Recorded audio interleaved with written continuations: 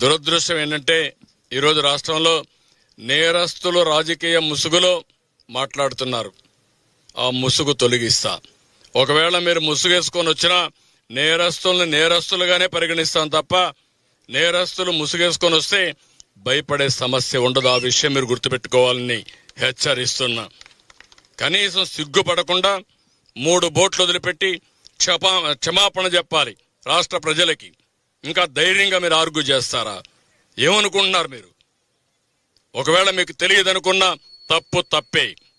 తప్పు చేసిన వాడు ఎవడైనా సరే శిక్ష తీసుకోవాల్సిందే. అట్లా కాకుండా ఎదురుదాడి చేస్తే భయపడతారనుకుంటే మాత్రం ఆ ఆటలు సాగని. ఆ విషయం కూడా గట్టిగా హెచ్చరిస్తున్నా. ఈరోజు నేను చూస్తున్నాను, ఎంత ధైర్యం ఉండాలండి. సమర్థిస్తారా మీరు దీన్ని? 3 బోట్లు వదిలి పెడతారా? 30 టన్నుల బోట్లు కట్టేయరా మీరు? లంగర్ లేదా మీకు? ఎవడు పెట్టుకు చేంతాడేసి కడతారా మీరు?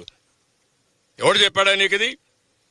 మీరు మనుషులా? మీరు కృష్ణా నదిది, కిందన ప్రకాశం బ్యారేజ్ ఉంది, పైన 30 టన్నుల బోట్ని మొన్నటి వరకు ఇసుక దోపిడీ చేయడానికి వాడిన బోట్ని వదిలిపెడతారా?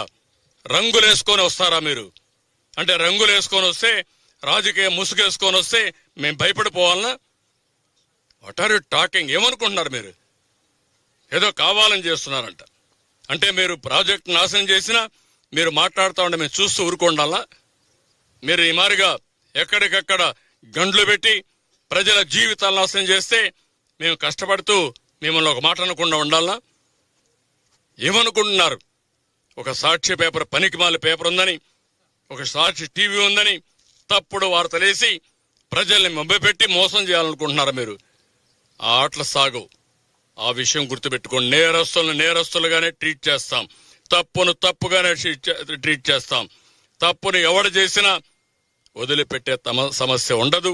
ఆ విషయం గుర్తుపెట్టుకోవాల్సి హెచ్చరిస్తున్నా. ఇది ప్రజాప్రభుత్వం, ప్రజల కోసం పనిచేసే ప్రభుత్వం.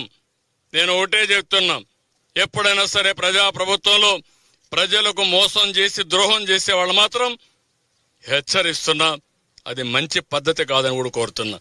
మీరు చేసే దుర్మార్గమైన కార్యక్రమానికి ఇన్ని వేల మంది సఫర్ కావాలి, ఇంతమంది మేమందరూ సేవలు చేయాలనా? మీరు ఇంకా దాడులు చేస్తారా? మీరు ఏమనుకుంటున్నారు మీరు? కాబట్టి ఆటలు వదిలిపెట్టండి, విన్యాసాలు వదిలిపెట్టండి.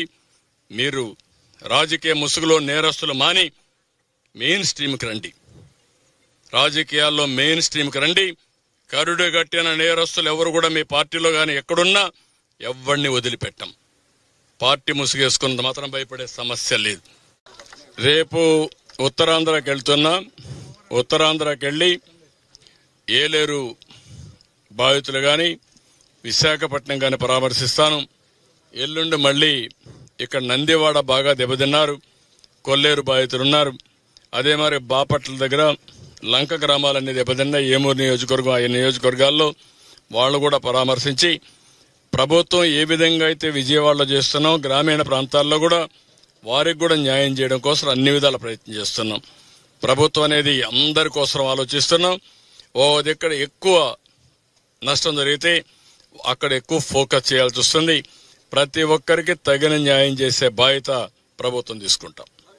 10 రోజులు ఏమాత్రం విశ్రాంతి తీసుకోకుండా రాత్రింబగుళ్లు పనిచేసిన అధికార యంత్రాంగాన్ని మనస్ఫూర్తిగా పేరున అభినందిస్తున్నా, కృతజ్ఞతలు తెలియజేస్తున్నా. మీరు చేసిన త్యాగాలు చరిత్రలో శాశ్వతంగా ఉంటాయి. ఒక్క అధికార యంత్రాంగం ఐఏఎస్ ఆఫీసర్లే కాదు, మొత్తం జిల్లా అడ్మినిస్ట్రేషన్, రాష్ట్రంలో ఉండే అధికార యంత్రాంగం అంతా కూడా రాత్రింబగుళ్లు పనిచేశారు. వీళ్లతో సమానంగా ఎంతో మంది శానిటేషన్లో పారిశుద్ధ కార్మికులైతే రాత్రింబగుళ్లు ఇవన్నీ కూడా క్లీన్ చేయడంలో చాలా శ్రద్ధ చూపించారు. దగ్గర 7,000 మంది పనిచేశారు. త్రాగునీరు కోసం కొన్ని వందల వేల మంది పనిచేశారు. అదే మరి కరెంట్ ఇవ్వడానికి కొన్ని వేల మంది పనిచేశారు. ఈ విధంగా మనం ఆలోచిస్తే ఫుడ్ పాకెట్స్ అయితే కొన్ని లక్షల ఫుడ్ పాకెట్స్ ఎవ్రీడే సరఫరా చేయడం కోసం పెద్ద ఎత్తున శ్రమ చేశారు. ఒక మాటలో చెప్పాలంటే ప్రజలందరూ సహకరించారు. మనసుండే ప్రతి ఒక్కరు దృష్టి పెట్టారు. వారికి తగిన సహాయం చేశారు. 10 రోజుల్లో ఇంత పెద్ద విపత్తుని మళ్ళా ఒక కంట్రోల్ తీసుకొచ్చాం.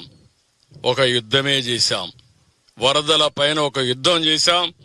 ఎవరైతే విద్వేషాలు రెచ్చగొట్టి వారు అధికారంలో ఉన్నప్పుడు చాలా వరకు దుర్మార్గంగా ప్రవర్తించి నిర్లక్ష్యంగా ప్రవర్తించి ఈ గండులకు కారణమైన అవన్నీ పూడ్చాం.